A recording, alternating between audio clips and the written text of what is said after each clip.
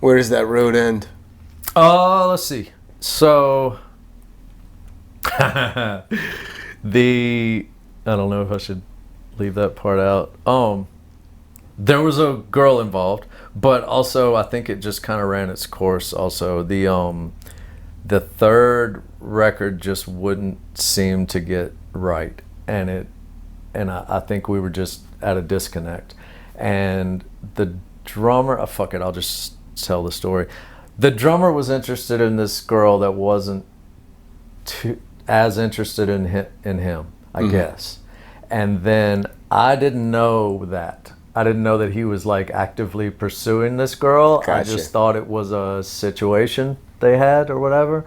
And so then me and her got together, but then it became a little more serious. So it got to the point where, so my practice space was in my backyard. It was a fucking temporary building, probably a 12 by 12 or something. What do they call those sheds? Yeah. But I had framed it out with 2x4s and put soundproofing and sheetrocked it in, which made it even smaller. And then you could shut the door on that thing and like not hear a word. And it was in my neighborhood, and I ran. There was AC duct running from out the back. I lived in a trailer, out the back of the trailer on the ground up into a hole up dug and put a register and put it in, and that's where we played. So it got to the point where she would be inside hiding out while we practiced, and I didn't think he knew she was in my house. But he knew she was in there, like, I don't know how, but he figured out that we were seeing each other behind his back. I didn't know it was going to be a big deal because I didn't know how he felt about her until by the time she told me, oh yeah, well, he likes me or whatever, then it's just kind of friction. It became a thing before I knew that. I probably would have done it anyway, but I didn't do it on purpose. Yeah, gotcha. And I don't know that he knows that I didn't do it on purpose. Gotcha. Well, you just aired it out now. Yeah. How long of a span of time were y'all into trying to get the third album recorded to where things just weren't coming together? Like, you made it sound like it was an exorbitant amount of time. If I had to guess, it would have been all inside of listening a year, maybe a year. It wasn't too bad. No, it was we tried a few times. And then I think, let's see, at that age, it was also where people were growing up and going and getting real jobs, and I wasn't doing that yet. That's a rough time for a band. Like, people were aging out, and I wasn't.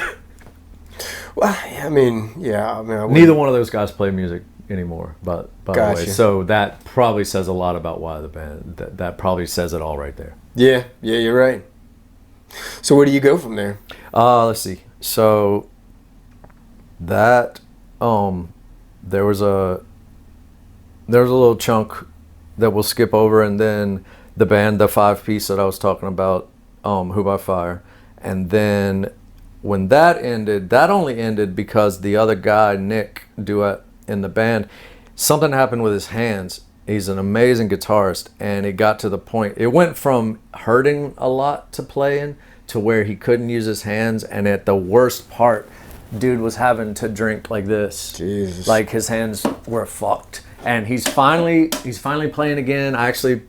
We finished his last record, his newest record not long ago. It's really good. It just came out.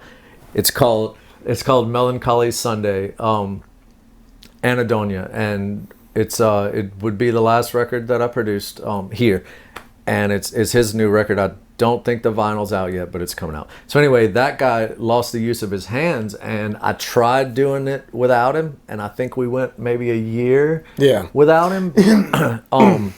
We had to write different kinds of songs because I wasn't really interested in finding someone who could do what he did, because it wasn't where it was a thing where it was my band and these were guys. It was me and him, and it was all, straight down the line, his songs, my songs, the band. So that there was never a thought of replacing him, but once it got to where it was like, okay, he's definitely can't do this again anytime soon, then I moved on. And I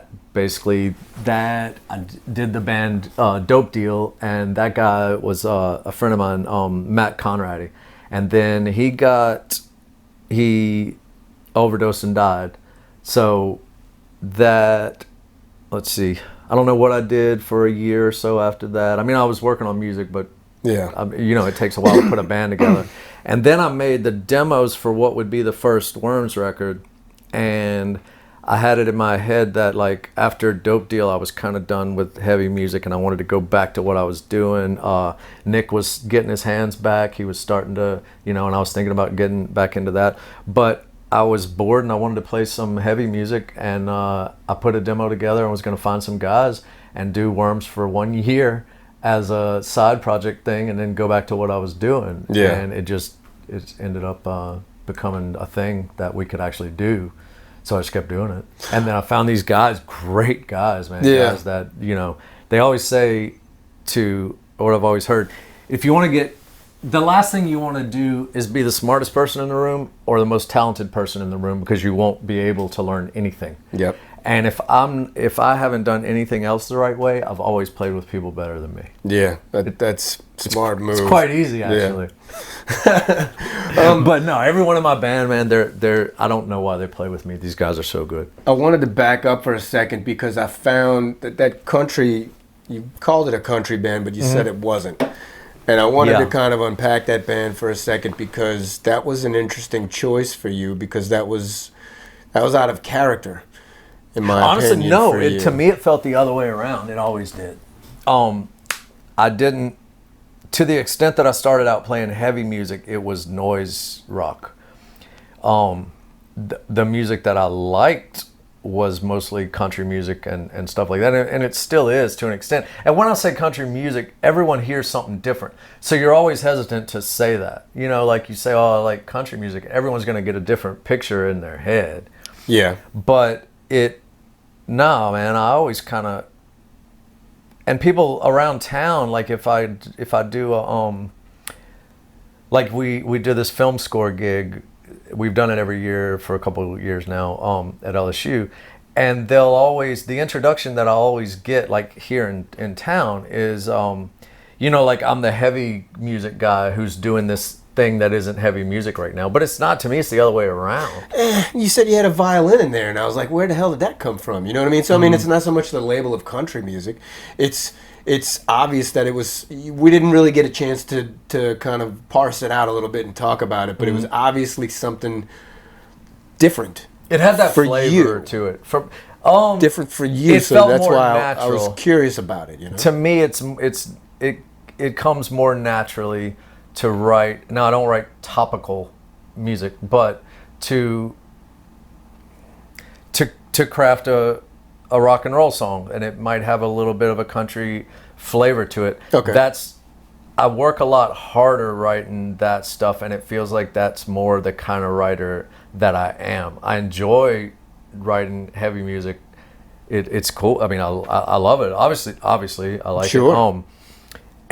But I always feel like I don't know. I feel the other way around than other people do. I think I don't Feeds your feel soul, like Yeah, I don't feel like a heavy music guy who sometimes plays acoustic guitar. To me, it's the other way around. And half of the songs that get written, Worm songs get written, I just write them in my head, play them later, which is harder to do with heavy music. It's a lot easier to do. Like with open chord based music, you can sit in a coffee shop and write that. You know what chords sound like in your head. You can write them down. Then you can go home and play the fucking song. Like with heavy music, you can have it in your head, but I mean, my ear's not that fucking good where I can go home and I'm going to hear half steps. I can get it in my head and get it close or whatever. Yeah. But that acoustic right there will be, I'll write heavy music on that. What's the difference? Well, I mean, I've also noticed that you had more pieces in this country. What's the name? I forgot. Who by Fire. Who by Fire. I'm sorry. No, it's cool.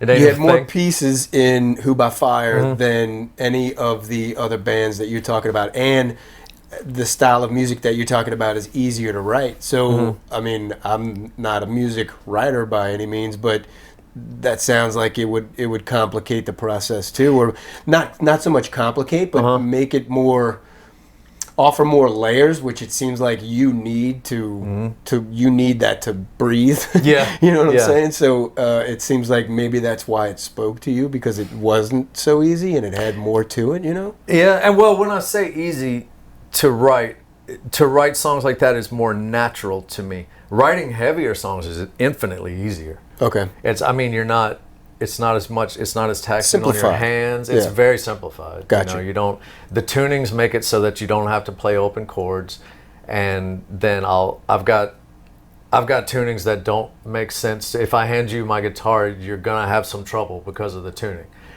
But it allows me to do things without being as good as I would have to be otherwise, because then I just tune it to where this trick is right here, and I don't have to do that or whatever. Sure. So there's little tricks like that, but to me that's easier to write. I guess instead of easier, I should have said more natural. Gotcha. It feels more natural to write the other way. Yeah. And you stayed in that for not a very long span of time. That band, that would have been like a decade.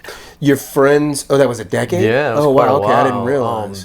Let's see. So I'd have to look. I would say that ended about 2012.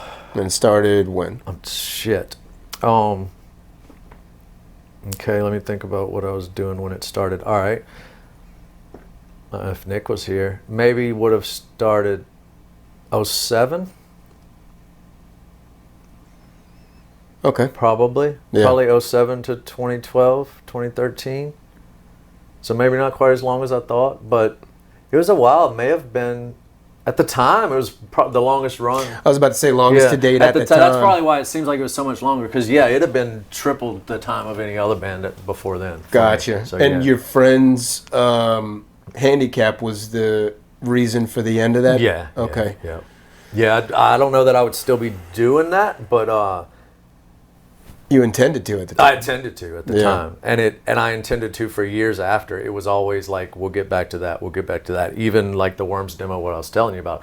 At that point, me and Nick were still making plans to put that back together, and he was getting to the point where it's like, I can practice for 30 minutes a day. I can practice for an hour a day. And so I just kept feeling like, okay, he's going to get there. So in the meantime, I'll do this thing. And in the meantime, I'll do this Worms thing, because I want to go do some heavy shows. Yeah. So now it's kind of, now he's back to almost fighting shape. He's putting another band together, and he's getting to the point where he can kind of schedule around his inflammation. He has a lot of problems with inflammation and stuff like that. And he's a really small guy. He was able to put out an album though, the one you produced. So and he's back to playing. Yeah.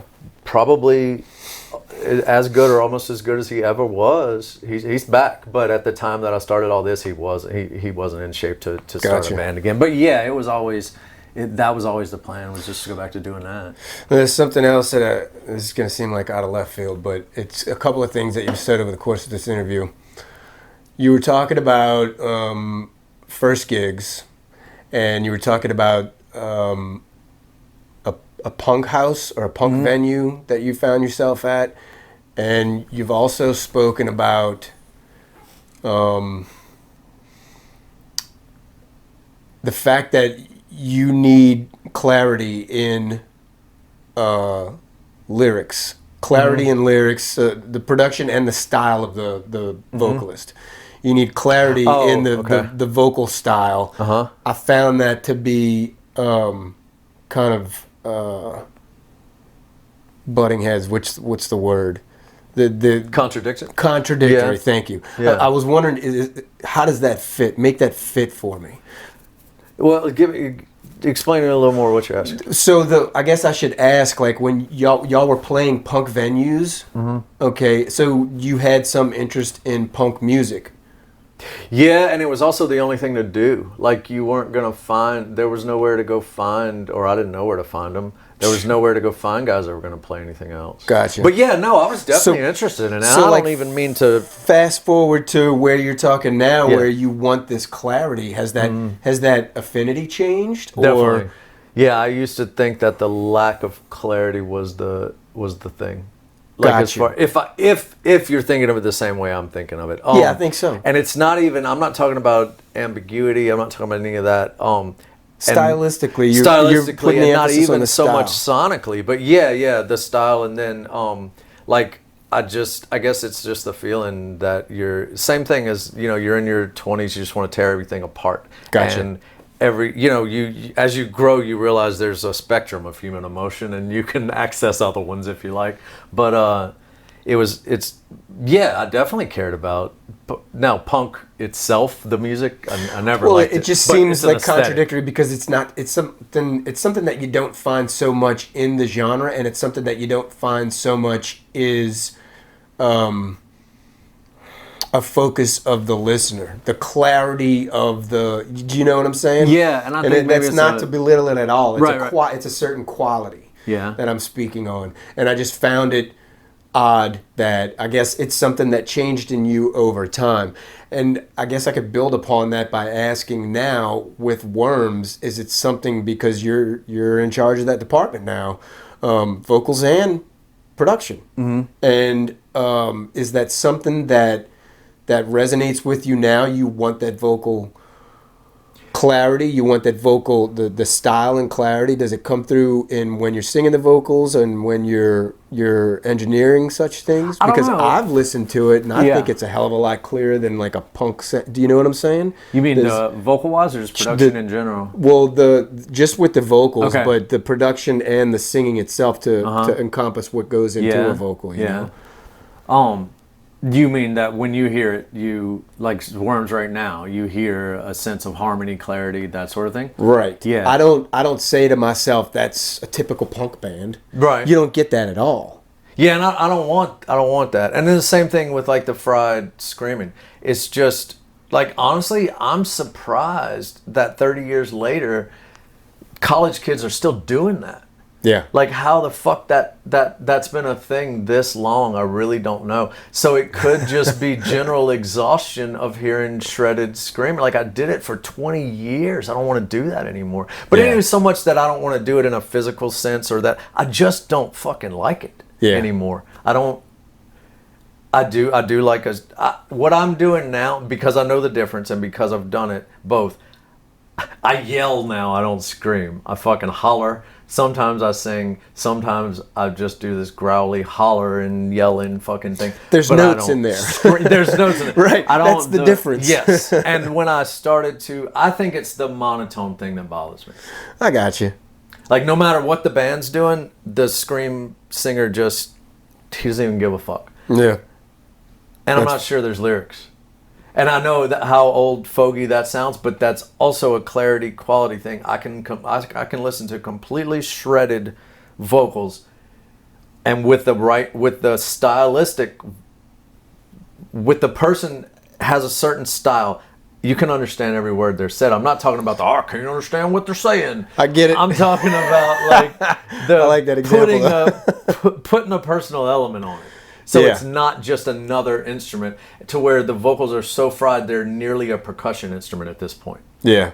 And they're It takes a lot to enunciate, man. Yeah. Like you have to sing a certain way to be able to do that. You familiar with, I'm sure, Weed Eater? yeah. All right, that dude's vocal cords are like fucking gone, but you Dude, can understand that's what every I'm single saying. thing So he says. perfect example. Like Terrible way to say that, by the way. I love Weed. Weed Eater. I'm not saying his vocal cords are gone. I'm just saying he is raspy as fuck, but he still has tone and he still has enunciation and clarity of speech. Yes, that is how it used to be done. That's how it's supposed to fucking be done. Yeah. Now it sound even more like a dick saying that, or more like an old fucker. We're building up to a certain threshold here where we're like, you know, we are our own snobs. We don't even know anymore. Yeah, I shouldn't say there's a right way to do anything, but that's the way that gets me. Yeah. I want to sort of move into and unpack Worms now a little bit more because we're there, in your life. I find like a heavy Melvins influence. And it's funny we've been talking so much about vocals leading up to this because I find it in the vocals as well. You can hear like stylings of Buzz or influence from Buzz. You could articulate your own style better, and that's just my interpretation. So I hope that doesn't offend you. But No. what would you say it is? It goes on the backs of the terrible question where we're like, what genre are you? It's not so much that, but tell everybody what you've aimed for and what you think about the sound of Worms. So, I mean, with all dead fucking seriousness, the way that I'm singing with Worms there's no intention in it. It's just the way that it feels like it's supposed to come out.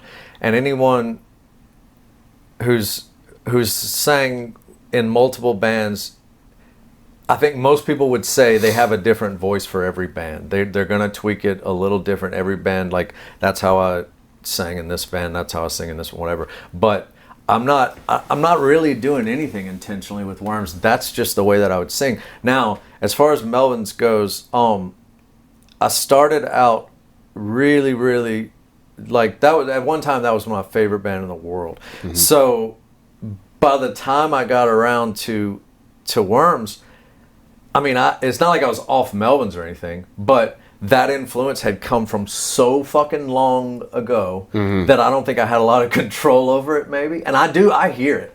I hear it less and less from that first record. Yeah. But whatever people say, that doesn't bother me, because there's some objective truth there, and then the other side of it is what people hear is what it is anyway. It's not for me to decide what it is. I apologized in advance because I don't know how people take shit. To me, it's a compliment. To you, it might be like, fuck all. No, it's not that. What I was going to say was when I was accused of singing like Buzz, I know why I have a twang in my voice. Mm-hmm. I don't know why the fuck some dude from California or that lives in San Francisco for the last 50 fucking years has a twang in his voice, but I have an excuse.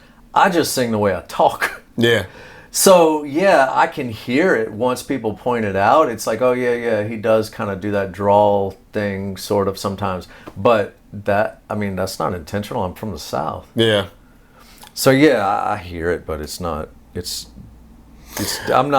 supposed to be a Melvin's worship band by any stretch of the imagination. It was upon first thought when I first started listening to your catalog, and it took me all over the place, but that was an initial, like a knee jerk, when I first started. And I'll say this too, I was just talking about this with my cousin on the way here. I'm into old cars, love building old cars, and just an old car fanatic. It was put to me this way by a documentary I was watching, and they said you go into a project with a certain intent, and you can get all the parts ready for that intention, and you can start to exact some of that intention, but at some point you have to step back and see what the project wants from you. In other words, it's kind of like the car says, you don't do that. Yeah. You have to do this now. And I'm sure some of that likeness could be kind of superimposed onto a music project, to where you can go in with an influence and you can go in with an intention, but at a certain point, the music pulls something from you. Yeah. And like we use the phrase happy mistakes and things when we were talking before. There's a lot that goes into a record or a project that you didn't even intend to put in there, So you can't be tasked with explaining your sound when you're like, it was a fucking accident. You know what I'm saying? They're like, what did you do to get so great? And you're like, I fucking fell over and screamed, and somebody was recording, and I was like, holy shit, that's brilliant. Let's do that, That's funny shit. But so, this is 8 years in the making. How many albums? Is it 3? There's 3. I would say 3.5, because there's a split that we did there in the place of where the third record would have sat. That's a 22-minute song. So our side of the 12-inch is just one song. Gotcha. So to me, it's almost another record. Yeah. But yeah, there's 3 records. Gotcha. And there's 2 splits. No, 3 splits. So there's like 3 songs on one of those, 1 song on one split with a hanging. That's was a crossover band from New Orleans. Bobby Bajoran was in that band. And then a split with Radiant Knife, and that's 3 songs. And Grasshopper Lies Heavy. They're from Austin, and that was the 22-minute long song. So yeah, the first record, Slake, then Twitching as Prey, which I think is the best record. Most people think that the first record is, and I think it's because they like the cover better. And then You just kind of made all the people sound shallow as fuck. Just take two. yeah, right. You don't know what you're talking about. Well, it's always hard for someone to tell you that the thing that you were the most proud of and that you know for a fucking fact you worked the hardest on is not as good as this thing you fucking did yeah, in that 5 stings minutes. a bit, don't she?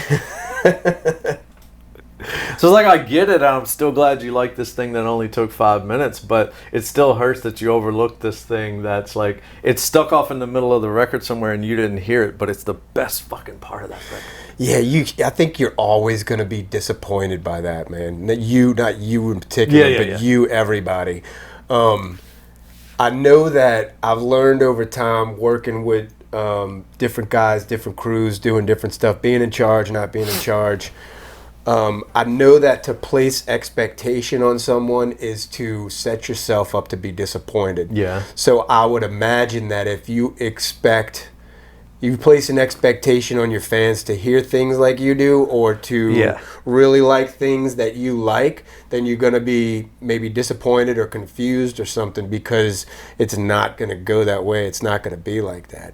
And it could be something as straightforward as a sentence, and if they get a different meaning from it, then you're like, what the fuck are you thinking? But it was special to them, so you gotta let it go. No, that part I think is cool. Yeah. When you like well, in interpretation of art, that is cool. That's the reason, you know. That's why I like ambiguity in writing, and I don't really care for topical songwriting unless it's John Prine, and then it can all be topical and it's good. I have to ask though, what made the second album to you stand out so much more than the first, or so I just much think it's better work. I just think it's better work. And I know how much harder I know how much harder I worked on it, and Aaron had way more influence on the second record because the songs weren't written before he got there. You know, so he was the first drummer to ever play the songs, you know, and it wasn't like as before with other bands. I would tell the drummer what to play down to the fucking beat, you know, like I would program it, rudimentary fucking play it. I can't play drums. What is before you talking before about the Worms, first album? basically. No, before Worms, period. Okay. Like I used to be the kind of we were talking about control shit. Yes. Yeah, I used to not even let drummers, like if they had a different idea about the beat, then I wasn't really willing to entertain that. It's kind of the person I was. And now I would not do it the other way. I wouldn't dream of telling Aaron what to do with a drum kit. Yeah, I think that's so much more healthy, man. Yeah.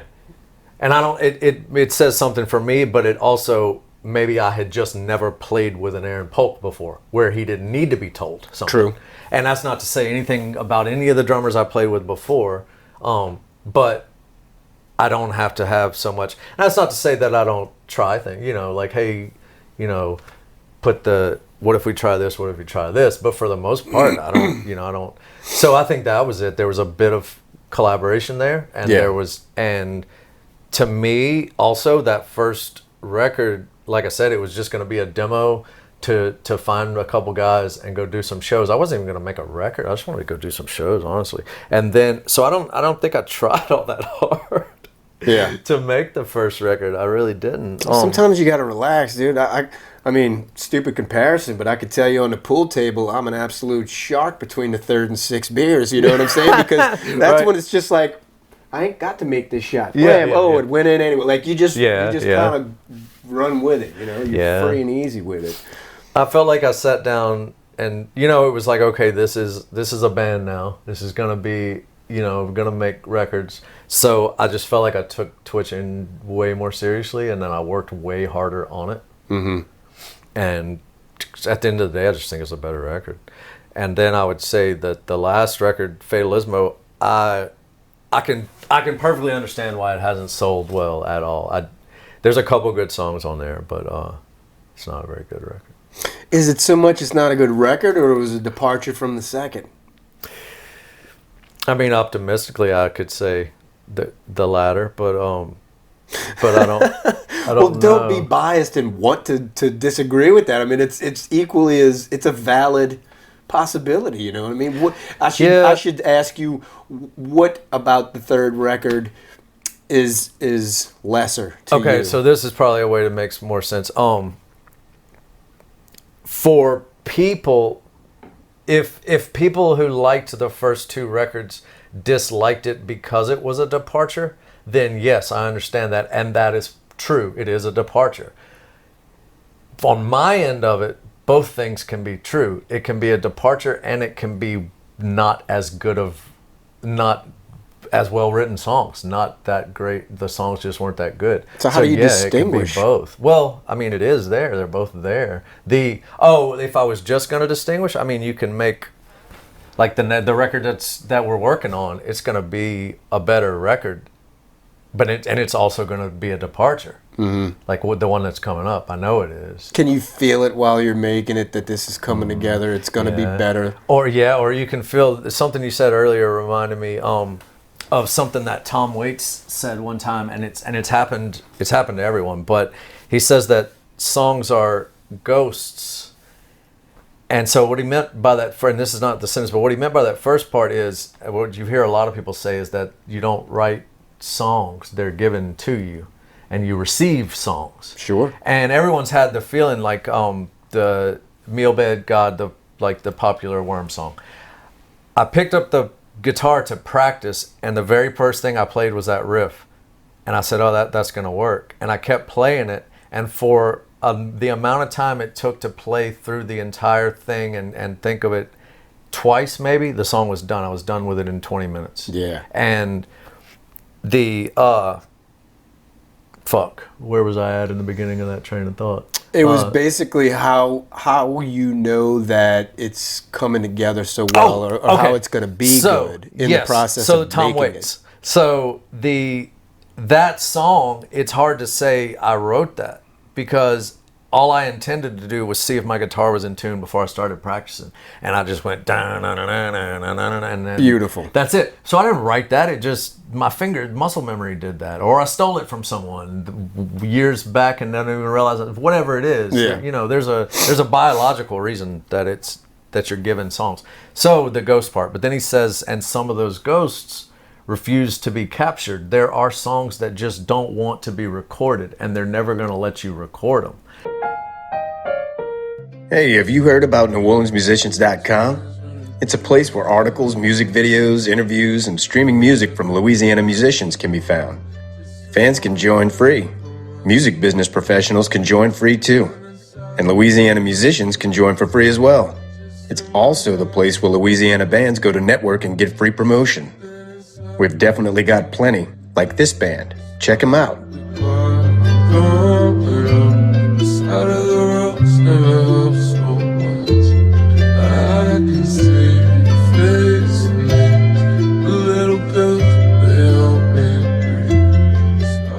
And so you can, and I've done it, like I've sat on songs for 10, 12 years that would just never work. And then in the end, what you end up with is, it took me 10 years to realize there's only one good part of that song, and that's why it won't work. Man, and that's now hard. that I've taken that part, yeah. Now it's a song. Now I know what to do with it, but I've been derailed this whole time by what I thought was the greatness of this one thing, and that one thing was actually shit. It was just the hardest thing for me to do, which made me think it was the best part. Yeah, because it was shrouded in so much other distractive. It's like God, that's like decoding hieroglyphics or something, dude. I mean, I don't know. How do you sit on and stare at something for 10 years? I mean, that's got to be in your nature to...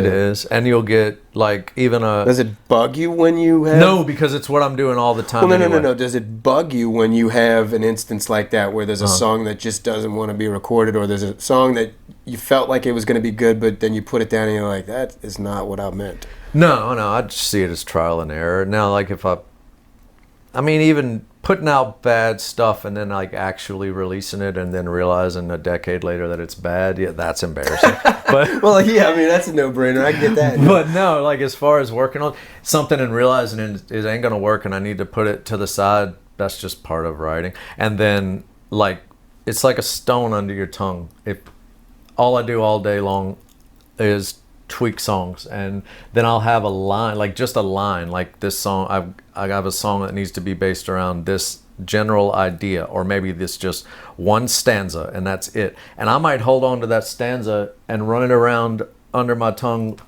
for 9-10 years, and then all of a sudden it, you know, that's where that fucking goes. That's what I've been holding on to that for. And you finally see what it was. Do you just nut right at that moment? It is, like, it's good. yeah. When you get it down, or when there's something that you thought was a pretty good idea, then you record it and you listen back and you realize it's some of the best shit you've ever done. And then the more you add, the better it gets. Yeah. But then on the other side, there's a Worm song we tracked with Steve Kolka from, he's in Temple of Love now, but he was in Destroyer of Light. And he sang on it. We've been sitting on that song for 5 fucking years because I just can't.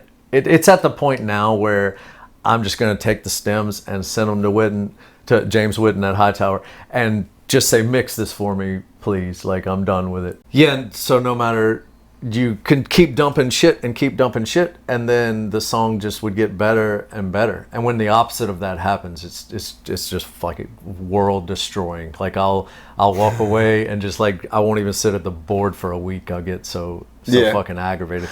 What makes you keep pursuing it though? If you got that gut feeling, you know. Oh, that because sometimes you just don't have a choice. I mean, the work's got to be done. Gotcha. You did it. You made a commitment. You got to do it. Yeah. But and then it's like with that song, I think it's just like, I'm not the one to do this. Like someone else is going to see something. They're going to see the trick I'm not seeing. And the trick is going to be really simple.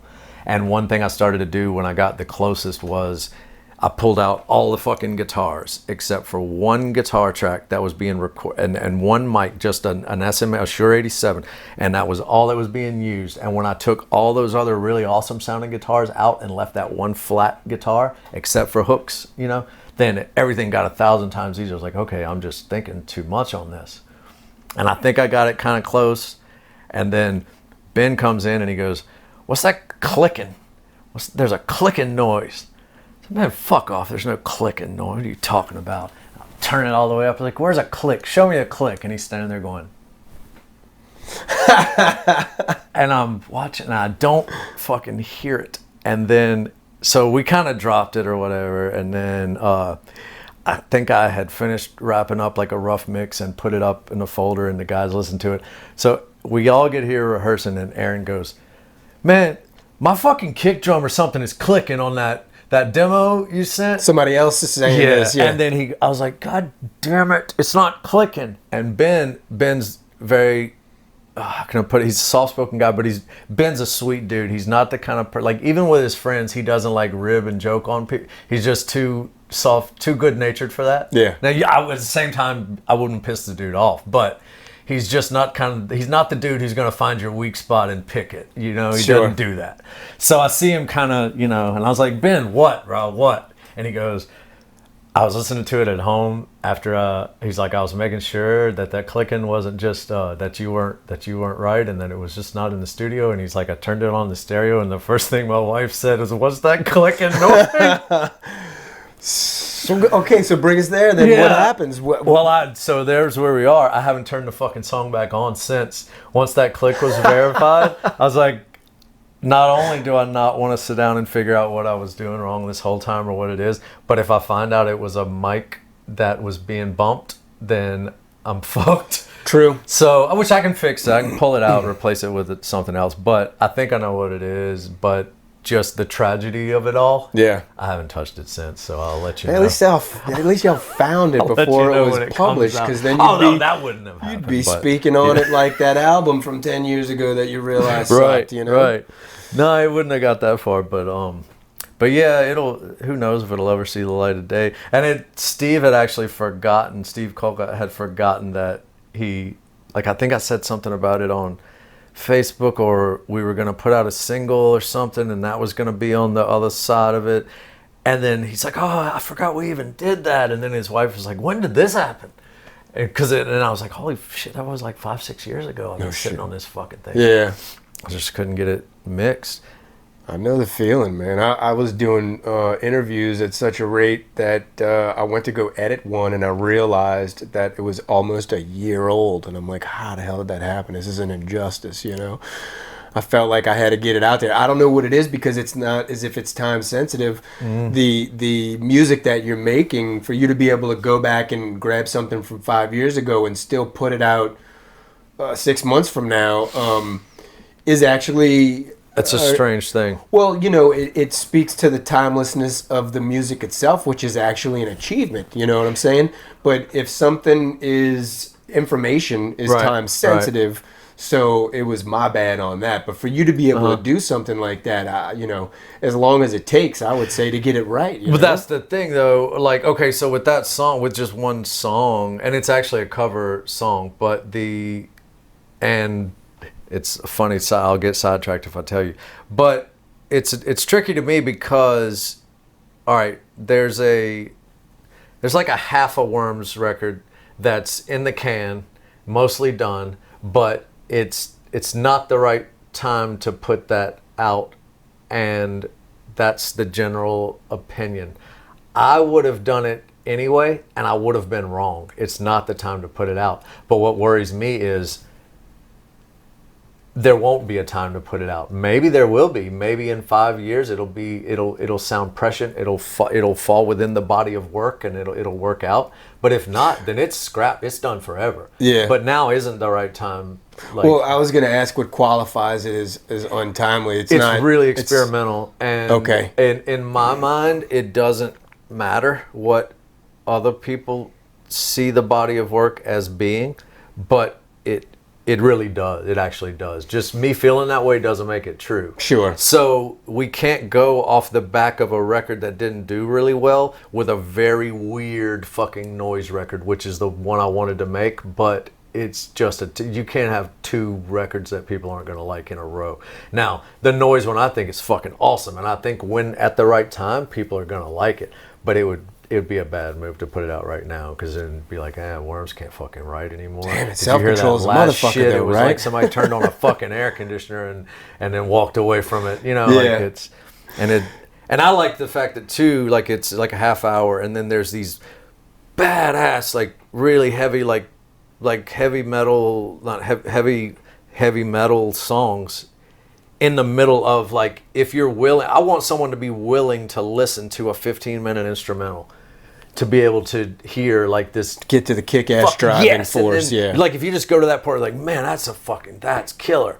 But the kind of listener I want, which is such a dick thing, is the person who will sit through that, Like, you don't put on the new Boris record and not knowing it's going to be 15 minutes of feedback before one song kicks your fucking ass. You got to be there for the 15 minutes of feedback. I get it, but I'll tell you this. I mentioned this a long time ago in an interview.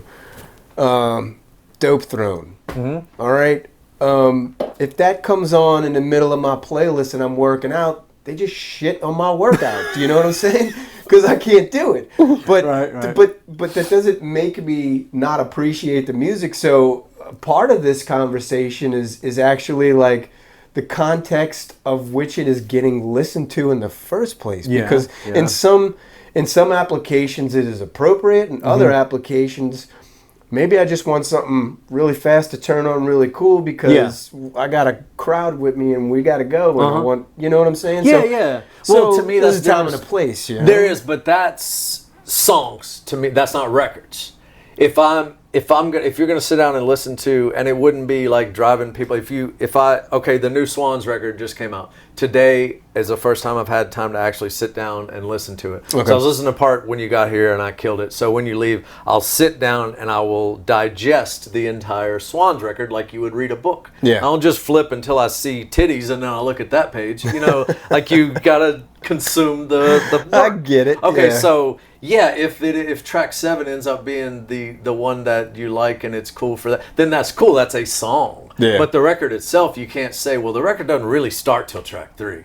It doesn't really get going. Like that's, I don't know. To me, that's the wrong. But I really like noise music, and I really like a Swans show. That's an easy way to put it. I felt the same way as the first time I saw a symphony orchestra. It was just, I didn't know you could feel like that. I was a kid, but it was just amazing. And a Swan, if you've ever been to a Swans show, then I don't even have to tell you. But it's like standing in front of a fucking blast furnace. Like it is. It's not. Anyone that tells you that they're loud, that's not going to do it for you. You have to go. Really? it's religious. It's fucking it's ecstatic. You're not even yourself after a while, and you can feel your organs moving around in your body. It's disconcertingly fucking disturbing music. And even when they're quiet, it's not quiet. It's we're talking about dangerous fucking levels of volume, but it's not just the volume. It's the there's reasons for long intros, and it kicks, like the Pink Floyd song where it starts out with, it sounds like an electric guitar that isn't even being plugged in yet, and then you think you're listening to this like Jambox demo, and then the song hits proper. And I don't know why I can't think of what song that is right now, but I know what you're talking about. Like there's it's all that shit's there for a reason. Now there can be bad noise bands or bad albums, like there's people who say that they like Peyote, the Butthole Surfers record, Peyote, and I love Butthole Surfers a lot.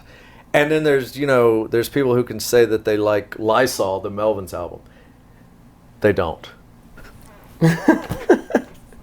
Well, look, I'll say this. In the first instance that you were talking about, it's a contrast that works to an advantage. Yeah.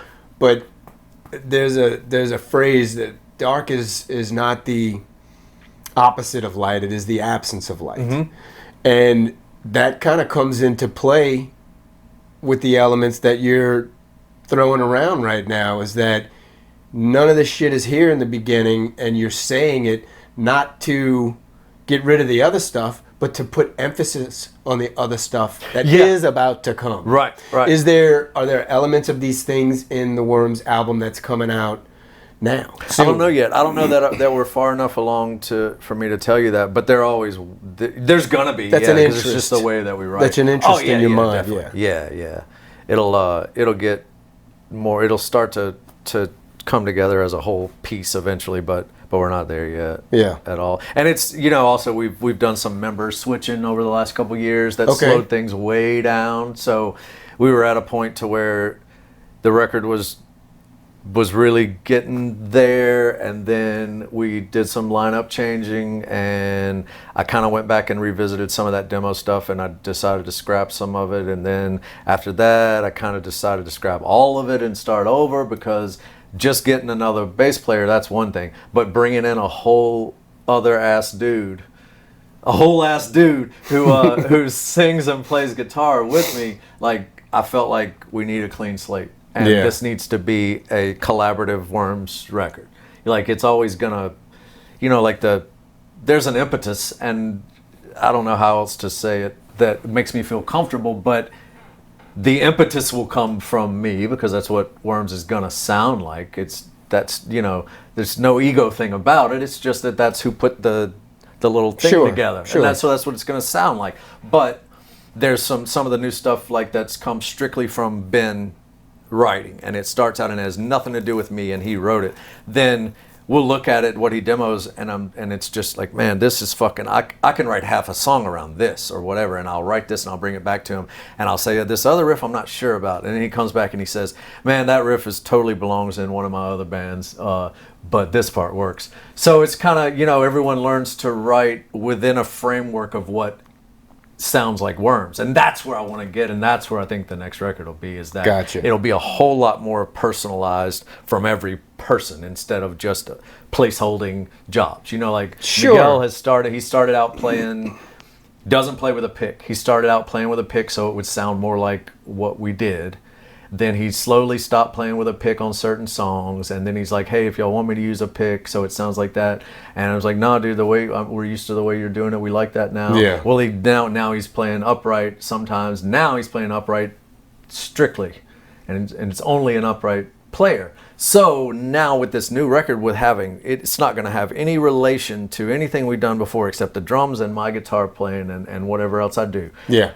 There's going to be two brand new whole ass ideas in there that weren't in there before. So I'm more excited about what that record will be than any of them. Brand new ideas of the people, you mean? Yeah, okay. Yeah, exactly. The one, letting them come in and bring things to the table, and not be not be standoffish about whatever's brought to the table, because now I've played with these guys long enough to know that whatever they've got working on, like it's worth working on. And it's not to say that I didn't know they weren't good before. All the bands they were in and all the stuff, I always loved what these guys did. Yeah. But in the framework of what we're doing, then it's kind of like, they've found their way around. They can write music. Ben's a front man all on his own. And write music, but now he can write Worms music. If you get what I'm saying, like I get that. He can put a flavor on it that it's like that's kind of the Worms flavor. Yeah, I think scrapping things to keep them the most current iteration of Worms is a smart move, because it's the best, it's the truest representation of yourselves at that moment, right? But it begs the question: how do you? And maybe you don't place much importance on this, maybe you do, I'm not sure, but how do you keep the congruence between albums if it's always the most current iteration of the band? Or is that even important? Hopefully hopefully you don't do lineup changes all the time would be. I get that, but I mean, even in speaking, it's kind of like contradictory, because we would all agree that being unique is good. We would all agree that, not repeating yourself is good. Yeah. I personally hate to hear a song on this album that sounds like the number one hit on the last album. I was like, you ass, you're doing that on purpose. Like, shame on you. Yep.